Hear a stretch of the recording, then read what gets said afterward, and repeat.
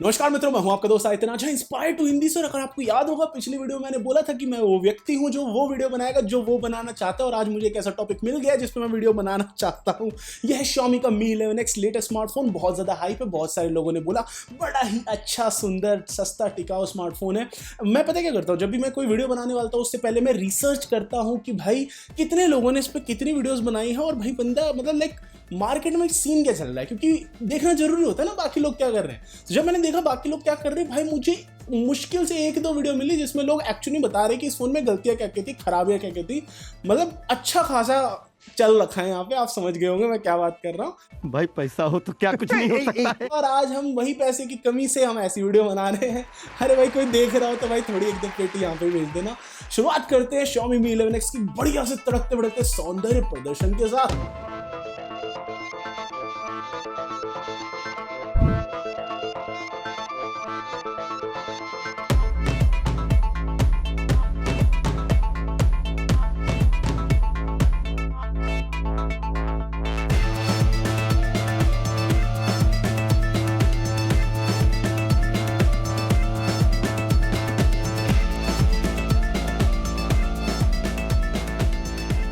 Box के अंदर सबसे पहली चीज जो आपको मिलेगी वो मिलेगा स्मार्टफोन, एक बढ़िया सा 33 वॉट का बड़े वाला मोटे वाला चार्जर, एक USB A to USB C cable जो कि एक्चुअली में USB 2.0 की स्पीड्स को सपोर्ट करता है, एक सॉफ्ट सिलिकॉन TPU कवर जो कि बहुत ही ज्यादा सॉफ्ट है, और अंदर आपको मिलता है एक सिम ट्रे इजेक्टर टूल, एक USB-C to 3.5mm अडेप्टर भी मिलता है बॉक्स के अंदर। मैंने उसको अपने इन ईयर मॉनिटर्स के साथ ट्राई किया और जो साउंड निकल के आ रहा था बड़ा ही सुंदर और सरल साउंड आ रहा था, काफी बढ़िया। तो जिन लोगों को ये बात नहीं पता है, Mi 11X जो है वो एक्चुअली में जो Xiaomi का लाइक पहले और फोन्स निकल चुके हैं, Redmi K40, Poco F3, वो वही रीब्रांडेड है भाई, कुछ अलग नहीं है, वही है। तो सिर्फ ब्रांडिंग थोड़ी सी डिफरेंट है और ये बात आपको पता होनी चाहिए। और इसी के अलावा अगर हम बात करें बिल्ड और डिजाइन के बारे में, तो सबसे पहली जो भाई झलक होती है ना, फर्स्ट ग्लांस पे आपको लगेगा कि भाई बड़ा ही सुंदर सा प्यारा सा डिवाइस है।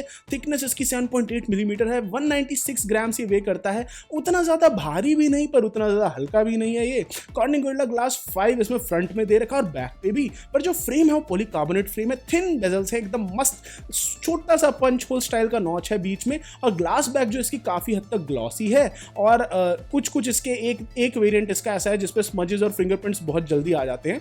कैमरा बम्प जो है इसके बैक पे वो काफी सुंदर सा लगने वाला है यार। मतलब आई थिंक कैमरा बम्प बड़ा है बट सुंदर भी लगता है, देखने में अलग सा लगता है। और जो फोन है 3 रंगों में उपलब्ध है, कॉस्मिक ब्लैक, लूनर व्हाइट और सेलेस्टियल सिल्वर रंग, जो कि हमारे पास था, जिसमें काफी अच्छे कलर्स आते हैं उभर के, और वो ह्यूज चेंज करता है एंगल ऑफ लाइट के हिसाब से। बड़ा स्मार्टफोन है बट उतना ज्यादा चंकी या फिर एकदम ही भारी भरकम सा नहीं लग रहा था मेरे को। और जो साइड्स है उन पे थोड़ा बहुत टू टोन तरह की फिनिश दे रखी, मैट दे रखा है साइड्स पे। टॉप और बॉटम काफी हद तक ग्लॉसी है इसकी साइड्स जो है। पावर बटन और volume rocker right hand side पे दे रखा है। बढ़िया चीज पावर बटन के बारे में ये है कि वो काफी हद तक ऑर्डिनरी सा पावर बटन लगता है। मतलब कि इस पावर बटन के अंदर फिंगरप्रिंट सेंसर है तो भाई अंदर में, लेकिन वो जो फिंगरप्रिंट सेंसर अंदर में है ना, उसकी वजह से इन्होंने ऐसे उठा नहीं रखा उसको, नॉर्मल पावर बटन जैसा ही है, और फिर भी उसके अंदर फिंगरप्रिंट सेंसर है और उससे आप उसको अनलॉक कर सकते हैं तेजी से। तो वो चीज मुझे बढ़िया लगी। ईयरपीस जो है वो काफी हद तक बड़ा है और उसके ऊपर भाई बड़ा सा एक ग्रिल भी दे रखा है ताकि लाउड स्पीकर भी वहीं पे स्टीरियो पेयर के तौर पे इस्तेमाल किया जा सके। इंफ्रारेड ब्लास्टर भी इन्होंने इसी में ही दे रखा टॉप पे, और बॉटम पे डुअल सिम ट्रे स्लॉट है जिसके अंदर माइक्रो SD कार्ड का स्लॉट नहीं है यहाँ पे। एक USB-C 2.0 वाला पोर्ट है मिडल में, बीच में नीचे की तरफ, और लाउड स्पीकर भी है राइट पे बॉटम पे। जो कैमरा मॉड्यूल है ना बैक पे, भाई उसमें ट्रिपल सेंसर सेटअप दे रखा है, और एक डायरेक्शनल माइक्रोफोन है वहां पे जिसमें LED फ्लैश के साथ, वहीं कैमरा सेंसर के साइड में ही कैमरा बम जो है वो डेफिनेटली थोड़ा सा उठा हुआ दिखाई देता है। और जो अगर आप फोन को फ्लैट सरफेसेस पे रखेंगे तो काफी हद तक रॉक कर रहा होता है वो। IP53 यहाँ पे प्रोटेक्शन दे रखी है, बट वो तो सिर्फ नाम के लिए होती है। IP67 या IP68 या उससे ऊपर होती है, तब वो कुछ इज्जतदार प्रोटेक्शन होती है। तो IP53 की आप रेटिंग अपने सामने देख सकते हैं, सिर्फ कहने के लिए प्रोटेक्शन होती है, उतना मजा नहीं आता इससे। बिल्ड डिजाइन काफी हद तक प्रीमियम लगता है, पर अच्छी वाटर प्रूफिंग होती है और इनग्रेस प्रोटेक्शन और अच्छी होती, तो और अप्रिशिएट करता मैं उसको। जो हैप्टिक्स है इस फोन पे, शुरुआत में मुझे ऐसा लगा कि थोड़ा बहुत यार और अच्छा होता तो मजा आता, और उसको आप ब्लेम कर सकते हैं कि भाई इसके अंदर एक एक्स एक्सिस वाइब्रेशन मोटर दे रखा है जो कि उतनी ज्यादा वाइब्रेशन नहीं कर पाता। बट अभी जैसे नए नए कुछ अपडेट्स आए भाई इसमें MIUI के, उसके बाद मुझे लगता है कि उन्होंने इंटेंसिटी को थोड़ा बहुत फिक्स किया और अब थोड़ा हद तक हैप्टिक फीडबैक मुझे ठीक लग रहा था। शुरुआत में अजीब सा लग रहा था।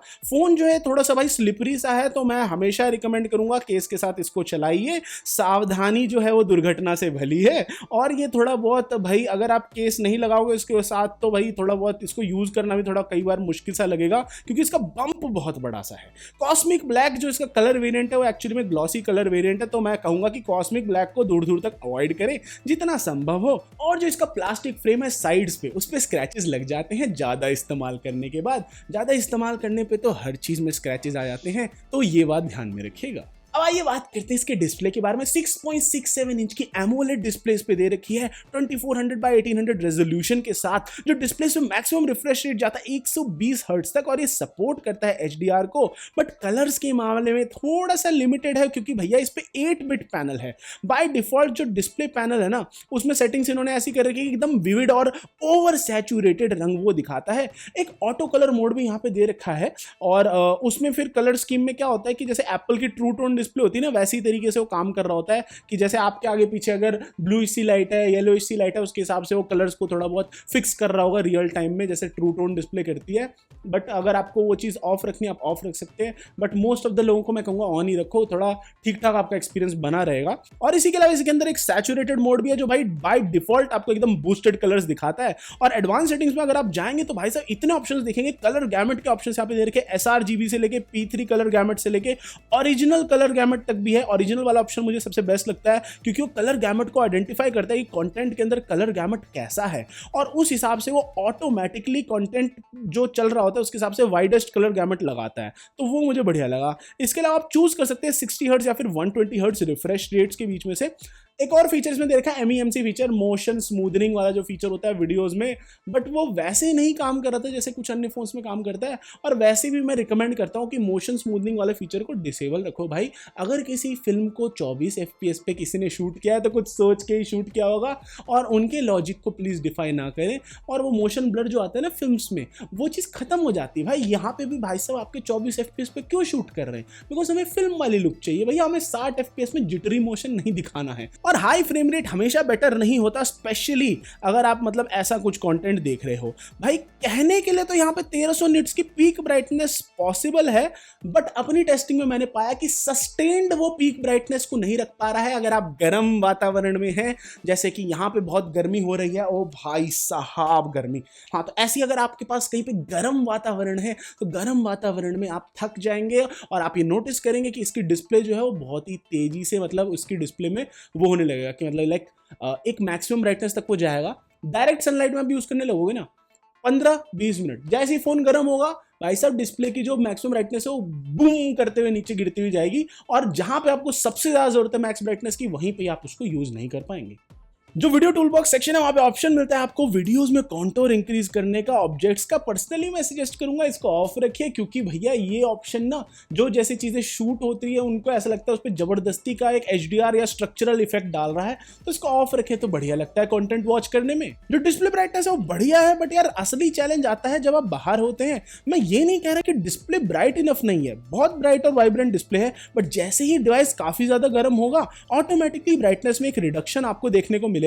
तो अगर आप पीक दिल्ली की गर्मी में बाहर हो तो भाई वर्चुअली इंपॉसिबल हो जाता है स्मार्टफोन के कैमरा ऐप को यूज करना बाहर में, और नॉर्मली किसी एप्स या हैवी चीजों को बाहर चलाना भी थोड़ा बहुत मुश्किल हो जाता है। और जब ये डिस्प्ले 120 हर्ट्ज पे सेट होता है तो ये 120 हर्ट्ज पे सारे टाइम नहीं रहता है, बट कुछ तरीके का ऑटो पावर सेविंग ट्रिक्स चल रहा होता है बैकग्राउंड में। तो क्या होता है कि डिस्प्ले कभी कभी इंटरमीडिएट रिफ्रेश रेट पे जाता है 90 हर्ट्ज की, बट अगर आप एज ए यूजर चूज करना चाहे कि मैं 90 हर्ट्ज पे कॉन्स्टेंट रखूं, वो ऑप्शन यहाँ पे मौजूद नहीं है। और ऐसे इंटरमीडिएट और रिफ्रेश रेट्स होते हैं, वो ऑप्शन आपके पास मौजूद नहीं है कि आप पर्सनली चूज कर सके। आप सिर्फ 60 या 120 चूज कर सकते हो। वो जा जरूर रहा होगा बीच में एक 90 पे, लेकिन वो आपको अलाउ नहीं करेगा मैनुअली उस पर जाने पे। तो आई थिंक सॉफ्टवेयर से ये चीज़ फिक्स हो सकती है, कर देनी चाहिए। और इसी के अलावा 30 हर्ट्ज 48 हर्ट्ज या 50 हर्ट्ज मोड भी यहाँ पे होना चाहिए था, जैसे कुछ अन्य Xiaomi फोन्स में है जिन पे कि वीडियो देखते वक्त इश्यूज नहीं आते। अडेप्टिव रिफ्रेश रेट की वजह से वो अच्छे से आप वीडियोस को देख पाते हो और जिटरी वीडियो एक्सपीरियंस नहीं होता, जो इसमें कुछ कुछ मूवीज में मुझे देखने को मिला। But at the same time ये चीज़ें बहुत ही बढ़िया काम करती हैं उन गेमर्स के लिए जिनको गेम्स खेलनी है। तो रिफ्रेश रेट लॉक्ड रहेगा 120 हर्ट्ज पे उन गेम्स पे जिन पे सपोर्टेड हो, बाकी जिन गेम्स पे सपोर्टेड नहीं है वो 60 हर्ट्ज पे भी ठीक ठाक चल जाती हैं। अनलेस कोई गेम स्पेसिफाई करेगा लोअर रिफ्रेश रेट एक्सप्लिसिटली, तो भाई अगर वो चीज नहीं हो रही तो वरना डिस्प्ले 120 हर्ट्ज पे लॉक्ड रहता है। 360 हर्ट्ज का टच सैम्पलिंग रेट यहाँ पे आपको मिलता है। गेमिंग और बाकी सब चीजें बढ़िया ही लग रही थी। बड़ी स्क्रीन साइज और थिन बेजल्स की वजह से कभी कभी ओकेजनली गोस्ट टचेस हो जाते हैं और वो आपके गेमिंग एक्सपीरियंस को थोड़ा सा बर्बाद कर सकते हैं। अगर आप बच के रह सकते हैं तो बच के रहिए, अगर आप एक कवर लगा के गेम खेल रहे हैं तो आप बच के रहेंगे, बहुत ही बढ़िया बात है। वीडियो टूल बॉक्स की मदद से आप भाई साहब वीडियो को देखते हुए उस पर लाइव कलर फिल्टर्स लगा सकते हैं। वीडियो देखते वक्त अलग ही चीजें, मजे अलग आ रहे हैं। यहाँ पे डिवाइस जो है HDR या फिर HDR10+ कंटेंट को प्लेबैक कर सकता है, बट क्योंकि ब्राइटनेस इशू आ रही थी तो कभी कभी मुझे ऐसा लग रहा था कि भाई साहब देखते देखते ही अलग ही कलेश हो रहा है और वीडियो का जो कलर्स था वो अचानक से कभी कभी शिफ्ट हो जा रहा था जब डिवाइस बहुत ज्यादा गर्म हो जा रहा था। अभी लेटेस्ट जो MIUI के अपडेट्स आए तो उसके बाद से टचवुड मुझे उसके बाद से ये दिक्कतें नहीं दिखाई दी हैं, बट ये दिक्कतें काफ़ी ज़्यादा थी शुरुआत में जब मैं इस फ़ोन को यूज़ कर रहा था। आई होप ये दिक्कतें और रिजॉल्व हो चुकी हों, या अगर सॉफ्टवेयर के लेवल पे वो और ज़्यादा फिक्स कर चुके हों तो आई थिंक मे बी वो ठीक हो गया हो। बट अभी आए हैं कुछ प्रॉमिसिंग MIUI अपडेट्स और आई थिंक एक्सपीरियंस भी काफ़ी हद तक स्मूथ हुआ है। तो लेट्स सी कि अगर इसमें जो ये छोटी छोटी दिक्कतें उनको ये आयरन आउट कर सकते हैं भविष्य में कि नहीं। ये सपोर्ट करता है वाइड बैंड L1 को। नेटफ्लिक्स पे भी HDR सही से काम करता है, बट नेटफ्लिक्स पे आपको एक बढ़िया वाला ब्लैक क्रश इशू देखने को मिलेगा HDR कंटेंट को चलाते वक्त। तो HDR प्लेबैक एक्चुअली में उतना जबरदस्त नहीं है इस फोन पे, बट इसका ऑलवेज ऑन डिस्प्ले बढ़िया काम करता है। अब आइए बात करते हैं स्पेसिफिकेशंस और परफॉर्मेंस के बारे में। स्मार्टफोन आता है Qualcomm Snapdragon 875G octa core chipset के साथ। इतना लंबा नाम है कि मेरे गले में दर्द हो गया। 7 नैनोमीटर प्रोसेस पे बेस्ड है ये Adreno 650 GPU। 6GB RAM, 128GB storage option आपको मिलता है, या फिर 8 128GB स्टोरेज ऑप्शन मिलता है। यहाँ पे भाई 256GB का स्टोरेज ऑप्शन दिया ही नहीं है इन लोगों ने।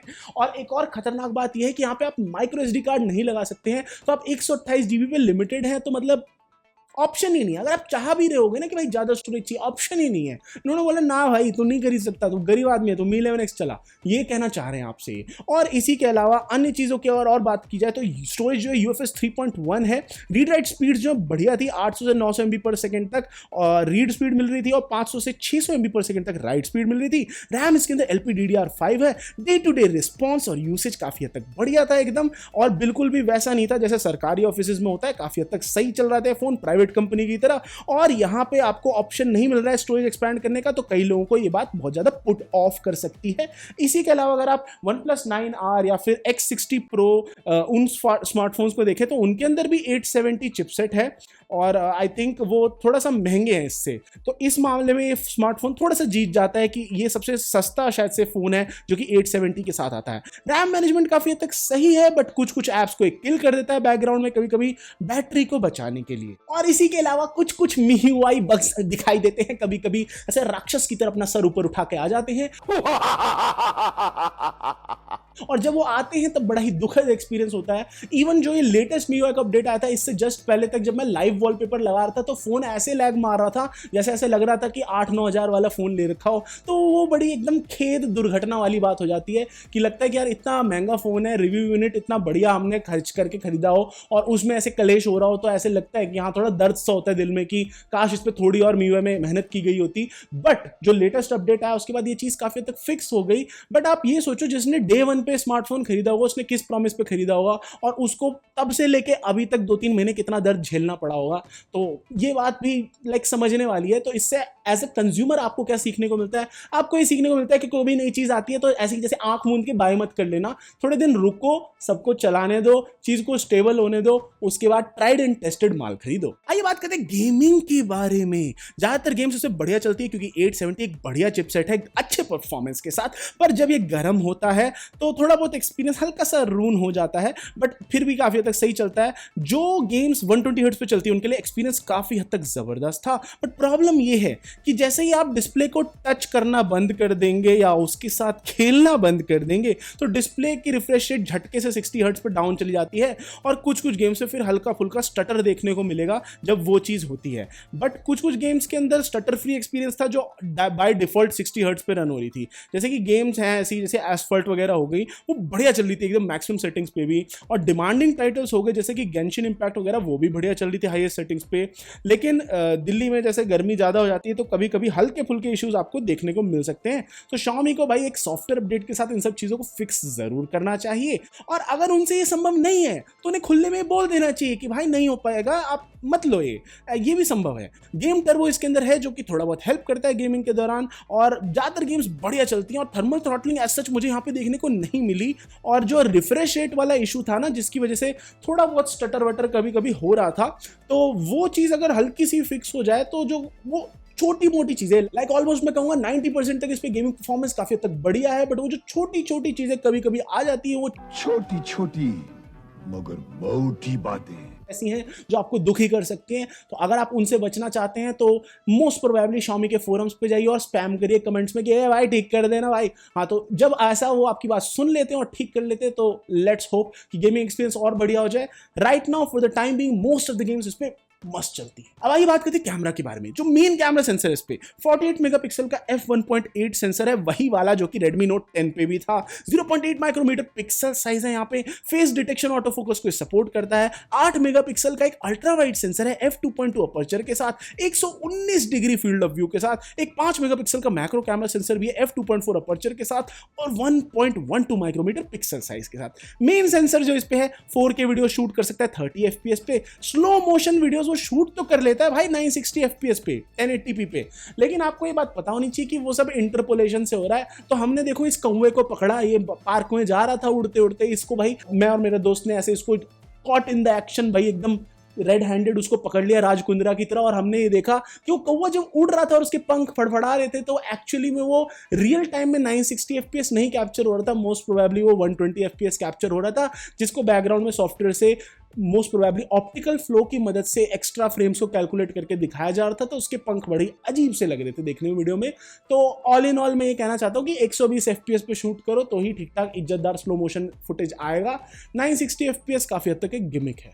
गायरो ये स्टेबलाइजेशन यहाँ पे मौजूद है और वीडियो क्वालिटी काफी हद तक बढ़िया है। सेल्फी कैमरा इस पे 20 मेगापिक्सल का f2.5 अपर्चर वाला सेंसर है, और ट्रस्ट मी अगर आपको अपर्चर के बारे में कुछ भी पता हो, f/2.5 का मतलब है कि f divided by focal length divided by, ये जो नंबर जितना बड़ा होता जाता है ना, उतना ही वीडियो की क्वालिटी और लाइट गैदरिंग एबिलिटीज जो होती है कैमरा की वो बर्बाद होती जाती है। जैसे फॉर एग्जांपल ये जो वीडियो शूट हो रहा है f/2.8 पे शूट हो रहा है तो काफी हद तक लाइट अच्छी खासी कैप्चर हो रही है, बट स्मार्टफोन्स पे आपको और अच्छा अपर्चर चाहिए होता है क्योंकि उनका सेंसर साइज छोटा होता है। तो स्मार्टफोन पे अगर f/2.5 उसका फोकल उसका अपर्चर साइज है तो भाई साहब वो बहुत दिक्कत करेगा आपको लो लाइट सिचुएशंस में, और यही चीज हमको यहां पे भी देखने को मिली। स्मार्टफोन्स में मैं कहूंगा f/2.0 या उससे नीचे हो, f/1.8 या 1.7 हो तो आपको बढ़िया एकदम लो लाइट में अच्छी क्वालिटी वाला वीडियो मिलेगा। बट अगर ऐसी चीज नहीं संभव होती तो रिजल्ट्स वैसे मिलेंगे जो कि यहाँ पे हमको देखने को मिल रहे थे। लो लाइट परफॉर्मेंस तो काफी हद तक दुखद थी। वीडियो क्वालिटी जो है सेल्फी कैमरा की वो 1080p 30 FPS पे है, 720p स्लो मोशन वीडियोस वो दे सकता है 120 FPS पे, लेकिन वो भी अच्छी लाइट में ही बढ़िया लग रहा था। कैमरा यूआई में बहुत सारे फीचर्स इन्होंने दे रखे हैं और कभी कभी ऐसा लगता था कि भाई वो थोड़ा ज़्यादा क्लटर्ड है, क्योंकि मतलब ऐसे फीचर्स दे रखे जो आधे से ज़्यादा लोग इस्तेमाल भी नहीं करेंगे भाई, इतने इतने ऑप्शन दे रखे। प्रो मोड जो यहाँ पे बहुत ज़्यादा डिटेल्ड है, आप इमेजेस को रॉ फॉर्मेट में सेव कर सकते हो, और मुझे ये बात अच्छी लगी कि भाई इतने ऑप्शंस दे रहे हैं लोग, ठीक है। और अल्ट्रा वाइड सेंसर से भी आप रॉ फोटोज ले सकते हैं, तो वो भी एक बढ़िया बात लगी इसकी। IMX582 48 मेगापिक्सल का जो सेंसर है बैक पे 6P लेंस के साथ आता है और 25 मिलीमीटर की इक्विवेलेंट फोकल लेंथ है उसकी। जो AI मोड इन्होंने दिया है ठीक ठाक ऑप्टिमाइजेशन है भाई उसमें कलर्स निकालने के लिए ज़्यादातर सीन्स में, बट मैं कहूँगा कि अगर आप उसको ऑफ करके फोटोज लोगे तो आपको अंडर सैचुरेटेड फोटोज मिलेंगी, लेकिन थोड़े बहुत रियलिस्टिक कलर्स मिलेंगे। जो कैमरा का कलर साइंस है वो भाई डेफिनेटली अपडेट्स मांग रहा है Xiaomi से, क्योंकि यहाँ पे कैमरा में क्वालिटी जो थी उसके राइवल्स से काफ़ी पीछे थी। इवन OnePlus 9R इससे बढ़िया फोटो लेता है भाई, मतलब रेगुलर बेसिस पे जब आप Mi 11X से फोटो लोगे और इससे फोटो लोगे तो OnePlus 9R की फोटोज इससे बढ़िया आएंगी। जो मेन कैमरा है उसका लो लाइट परफॉर्मेंस काफ़ी हद तक पुअर है, और अगर आप ध्यान देंगे अल्ट्रा वाइड कैमरा पे लो लाइट में तो आपके आंखों से आंसू की धारा बहने लगेगी जो कि रुकेगी नहीं। अगर आप नाइट मोड में फोटोज ले रहे हो, इमेजेस जो है काफ़ी तक सॉफ्ट आएंगी और ग्रेनी आएंगी, जिसमें बहुत सारे नॉइज आर्टिफैक्ट्स होंगे। और इस वीडियो के बाहर आने के बाद आई होप कोई मेरे को उड़ा ना दे। मैक्रो कैमरा जो है वो आपको थोड़ी बहुत रे ऑफ होप देता है, क्योंकि उसमें जो 5 मेगापिक्सल का सेंसर है वो बहुत ही बढ़िया लेवल के मैक्रो शॉट्स लेता है, और यहाँ पे आपको ऑटो फोकस तक मिल रहा है। ट्रस्ट मी, अगर आपको मैक्रो सेंसर बनाना है तो Xiaomi जैसा सेंसर बनाओ। इन्होंने जो मैक्रो सेंसर इस फोन पे लगाया है वो पहली बार एक इज्जतदार मैक्रो सेंसर लगा। इसके कैमरा में कितनी भी खामियां, कितनी भी बुराइयां क्यों ना हो, मैक्रो सेंसर को देख के मुझे लगा कि हाँ भाई, इंप्लीमेंटेशन हो तो ऐसी करो कि आप उससे वीडियोस भी शूट कर पा रहे हो, फोटो सुंदर सुंदर ले पा रहे हो, like proper macro camera auto focus के साथ यहाँ पे दिया हुआ है। तो ये होती है भाई इंप्लीमेंटेशन, ये थोड़ी कि मैक्रो के नाम पे 2 मेगापिक्सल का सेंसर चिपका दिया, वो बहुत बेकार लगता है। तो ये चीज इन्होंने एक बढ़िया करी, तो भाई उसके लिए तारीफ बनता है। जो बेकार है उसके लिए तो गालियां मैं ऑलरेडी दे चुका हूं। 4K वीडियो क्वालिटी जो बहुत ही बढ़िया आती है अगर आप आउटडोर्स हो, डे लाइट में हो, बट इनडोर्स और कम लाइट में काफी ज्यादा क्वालिटी सफर करती है। काफी ज्यादा कैमरा इश्यूज जो है उनको सॉफ्टवेयर अपडेट से ये लोग रिजॉल्व कर सकते हैं। आई होप वो जल्द ही आ जाए आने वाले भविष्य में। वीडियो स्टेबलाइजेशन जो है एक्सेप्टेबल है, बट माइंड ब्लोइंग नहीं है। और जो ये 48 मेगापिक्सल का सेंसर है ये काफी हद तक आपको डिसअपॉइंट कर देगा कई कई सिचुएशन में, जहां पे आपको लैक ऑफ डिटेल दिखाई देगा। फ्रंट कैमरा जो है बाय डिफॉल्ट आपको ब्यूटीफाई करके चमका रहा होगा, सुंदर और चिकना बना रहा होगा, तो प्लीज याद रखें कि आप इसको ऑफ कर दें। अगर आपको पता है कि आप सुंदर नहीं हो तो ओन इट ब्रो, आप जबरदस्ती ब्यूटीफाई ना लगाएं। आप ऐसे जैसे हैं वैसे ही दिखें, वो ज्यादा थोड़ा चिकना हो जाता है इंसान, उतना ना करें। और इसी के अलावा अगर हम अन्य चीजों की बात करें तो लो लाइट वीडियोस जो है उनमें बहुत ज्यादा शेकीनेस आने लग जाती है, क्योंकि EIS जो इसका वो स्ट्रगल करता है भाई नाइट में। इमेज प्रोसेसिंग एल्गोरिथम जो इनका वो शैडोज को क्रश कर देता है, और ह्यूज रूम है इंप्रूवमेंट के लिए। Gcam इस पर चलता है, बट सच्चाई यही है कि Gcam भी काफी हद तक कलर साइंस को सुधारता है, लेकिन जो लैक ऑफ डिटेल आती है ना सेंसर के रेजोल्यूशन कम होने की वजह से या पिक्सल साइज कम होने की वजह से, उसके आगे पीछे कोई वर्क अराउंड नहीं है भाई, उसको तो Gcam भी नहीं ठीक कर सकता। 4K 60 FPS यहाँ पे मौजूद नहीं है, क्योंकि सेंसर ही यहाँ पे लिमिटेड है 4K 30 FPS पे। हाँ, ये बात करते हैं बैटरी लाइफ के बारे में और बैटरी कैपेसिटी के बारे में। इसमें जो बैटरी दे रही है 4520 mAh की बैटरी है, और ये non removable lithium polymer battery है। 33 वॉट की फास्ट चार्जिंग को सपोर्ट करती है। क्लेम तो ये करता है कि ये चार्ज हो सकती है 100% 52 मिनट्स में, बट सच्चाई यही है कि 1 घंटे से ज्यादा टाइम ले रहा था जब मैं इसको चार्ज करने की कोशिश कर रहा था। वाईफाई एक्सेक्टर इसका ऑन था। ये वायरलेस चार्जिंग को सपोर्ट नहीं करता, और आइडियली अच्छे खासे सिचुएशन में आप 5 से 6 घंटे का स्क्रीन ऑन टाइम एक्सपेक्ट कर सकते हैं। इस पे हीट अप हो जाता है थोड़ा बहुत अगर आप चार्ज कर रहे हो, तो भाई साहब चार्जर में लगा के गेम खेलने की भूल कभी मत करना। गलती से भी चार्ज में लगा के, मैं तो कहता हूँ यूज भी मत करो। गेम खेल लो, चलो गेम खेल लिया कभी कभी, पर यूज मत करना चार्ज में लगा के, दिक्कत हो सकती है ज्यादा। और 1 डे बैटरी लाइफ आपको आराम से मिलेगी। 7 घंटे तक का स्क्रीन ऑन टाइम आपको मिल सकता है अगर इसका ऑलवेज ऑन डिस्प्ले जो ऑफ है।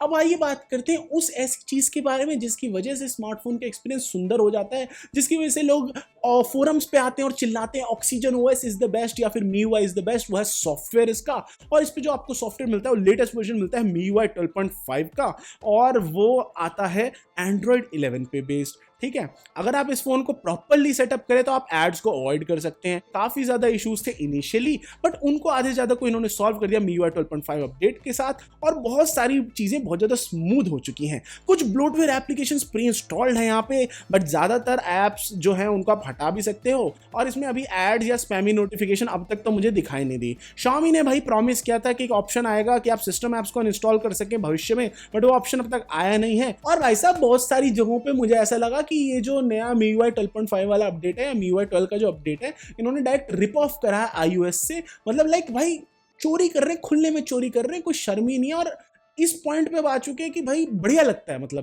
मतलब मेरे को तो बढ़िया लग रहा था चलाने में। मेरे को लग रहा था iOS से ज्यादा रिफाइंड MIUI वाला iOS वर्जन हो गया, ऐसा उन्होंने कर दिया। एनिमेशन सब काफी हद तक स्मूथ हो गए इसके, iOS इंस्पायर्ड इनका कंट्रोल सेंटर हो गया, सब कुछ मतलब iOS इंस्पायर्ड ही हो गया। और iOS को iOS से बढ़िया इंप्लीमेंट कर रहे हैं, क्योंकि हमें को ये सारे कस्टम ऑप्शंस भी दे रहे हैं, तो उसके लिए मैं इनको बधाई देना चाहूंगा। और इसी के अलावा अन्य चीजों की अगर बात करें तो कभी कभी रीस्टार्ट हो जाता है ये स्मार्टफोन रैंडमली, और कुछ कुछ ऐप्स को भी कंप्लीटली मार देता है बैकग्राउंड में, जो कि सपोज थी कि भाई बैकग्राउंड में चलती रहे। और कई सारी चीजें इसमें बढ़िया भी दे रखी है, जैसे कि डुअल एप्स, मल्टी विंडोज, और मतलब सॉफ्टवेयर के मामले में लोग काफी ज्यादा चीजें ऑप्शन आपको देते हैं, और ये चीजें मुझे बढ़िया लगती हैं। अब आइए बात करते हैं साउंड के बारे में, जो कि आपके मल्टीमीडिया एक्सपीरियंस को डिफाइन करेगा। साउंड बहुत ही जबरदस्त है इन अ नटशेल। आप इस सेक्शन को स्किप कर सकते हैं अगर आप ऑलरेडी थक गए हैं और आपकी चाय कॉफी खत्म हो गई है तो।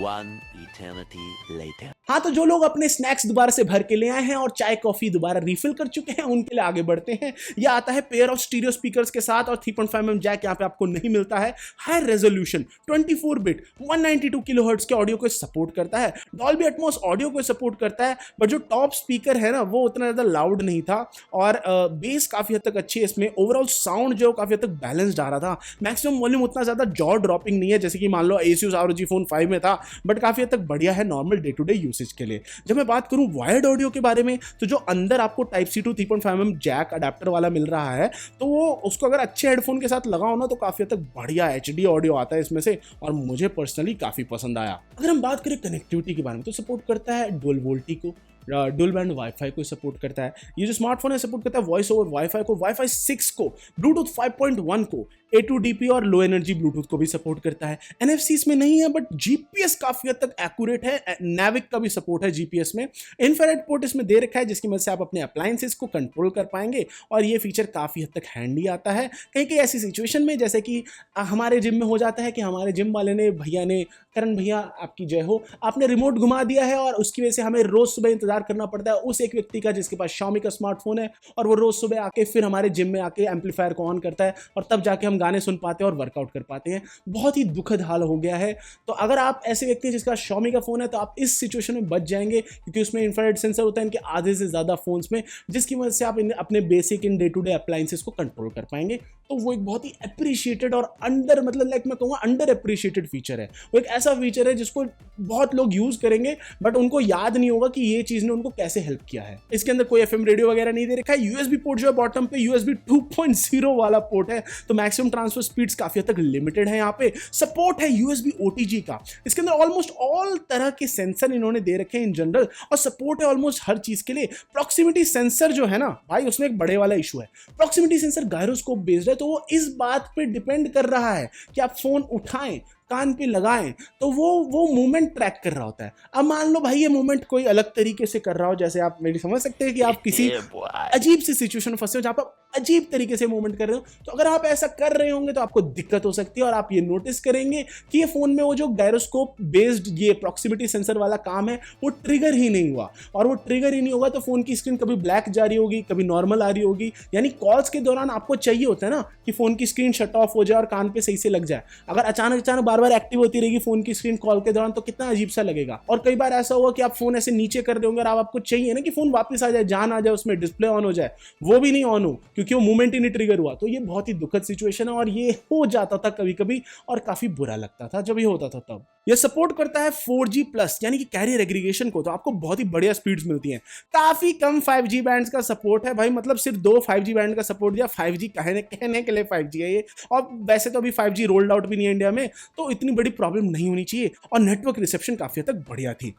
अब आइए बात करते हैं प्राइसिंग के बारे में। उन लोगों के लिए जो यहां तक टिक गए हैं आपके लिए तालियां, आपसे बढ़िया कोई है नहीं भाई साहब। इतना देर तुम टिक कैसे गए? तुम्हारा तो अब तक खाना वाना सब खत्म हो गया होगा, फ्रिज खाली हो गया होगा, बट अगर आप टिक गए यहाँ तक तो मैं आपको बताता हूँ कि प्राइस जो है इसका 29,999 रुपए 6/128 GB वर्जन के लिए और 31,999 रुपए 8/128 GB वर्जन के लिए। जो 6/128 GB वाला वर्जन है मुझे काफी हद तक ज्यादा वैल्यू फॉर मनी ऑप्शन लगता है। ज्यादातर आप अच्छे कार्ड्स जैसे HDFC कार्ड वगैरह का इस्तेमाल करके 1 से 2,000 रुपए तक का कैशबैक ले सकते हैं और अगर आप ऐसा करते हैं तो आपको ये काफी हद तक 28 से 27,000 के आसपास मिल जाएगा और तब ये स्मार्टफोन एक काफी अन्य अलग अलग स्मार्टफोन्स की कंपैरिजन में आ जाएगा। इसके मेन कंपेटिटर्स में से मैं काउंट करता हूँ OnePlus 9R को, Realme के एक फोन को और iQOO 7 को। iQOO 7 जो स्मार्टफोन है इससे कई मामलों में काफी ज्यादा सुपीरियर है, लाइक कैमरा वैमरा उसमें अच्छा है और 2-3 चीजें और अच्छी है उसमें। लेकिन ना मुझे iQOO वाले पैसे दे रहे ना मुझे Xiaomi वाले पैसे दे रहे, तो मैं तो कहूंगा दोनों बेकार है, आईफोन खरीदो। मतलब ठीक है, अपनी जगह ये लोग हैं जिनको एंड्रॉइड लेना वो ले सकते हैं, कुछ भी ऐसा। और इसी के अलावा Realme X7 Max भी इसका एक बढ़िया कंपेटिटर है। बड़े इश्यूज यहाँ पे ये है कि डिस्प्ले में जो इश्यूज थे थोड़े बहुत जो मैंने बताया, प्रॉक्सिमिटी सेंसर में लंबे कॉलिंग सेशंस के दौरान, और कुछ लोगों ने तो ये तक ऑनलाइन पॉइंट आउट किया है कि भाई साहब वॉल्यूम रॉकर जो इसका वो लूज हो जाता है अगर आप बहुत हैवी यूजर हो तो। और एक्सपैंडेबल स्टोरेज का ऑप्शन नहीं है, बड़े स्टोरेज का कोई वेरिएंट नहीं यहाँ पे। मेन कैमरा एवरेज है और इमेज प्रोसेसिंग को काफी ज्यादा काम की जरूरत है। और अगर आप इन सब बातों को नजरअंदाज कर सकते हैं तो आप जाके इस फोन को ले सकते हैं। किस चीज के लिए? अच्छी तरह की गेमिंग के लिए आप इस फोन को ले सकते हैं, काफी एक मतलब बढ़िया परफॉर्मेंस के लिए इस फोन को ले सकते हैं, बढ़िया नेटवर्क स्पीड्स के लिए, अच्छे मैक्रो कैमरा के लिए। अच्छाइयां भी बहुत है इसमें, बुराइयां भी बहुत है। आपको डिसाइड करना है कि आप किस तरीके के यूजर हो और किस चीज से आपकी जिंदगी में फील ज्यादा आ रही है। अगर इन चीजों से फील ज्यादा आ रही है तो भाई जाओ ले लो ये फोन यार, कोई दिक्कत वाली बात नहीं है। और सिर्फ वो चीज खरीदिए जिससे आपकी लाइफ एक्चुअली में बेटर हो। हर जगह अपना पैसा ऐसे लुटाते मत रहिए। तो दोस्तों इस वीडियो के लिए इतना ही। अगर आपको वीडियो पसंद है इसको लाइक करें, शेयर करें। इंस्पायर टू हिंदी को सब्सक्राइब कीजिए। नीचे कोने में वो एक छोटी सी प्यारी सी घंटी है, ऐसे कोने में वो श्रद्धालुओं को उसको बजा जाइए। और जो लोग यहाँ पे आए हैं इतनी दूर मेरे दर्शन करने के लिए, तो कमेंट्स में कुछ छोड़ जाइए कि आदित्य भाई आई लव यू, आप बहुत बढ़िया वीडियो बनाते हो, ऐसा ऐसा कुछ लिख देना। जो लोग गाली बकना चाहते हैं उनके लिए मैं अपना इंस्टाग्राम हैंडल दे रहा हूँ नीचे @diadityanath झा। अब वहां जाके आप मुझे गाली दे सकते हैं जिसको मैं ब्लॉक कर वहां पे जाके आप गाली दे सकते हैं जिसको कि मैं ब्लॉक कर दूंगा मोस्ट प्रोबेबली, और अच्छा लगेगा मुझे। और हमेशा की तरह सतत निरंतर आगे बढ़ने के लिए प्रेरित रहिए।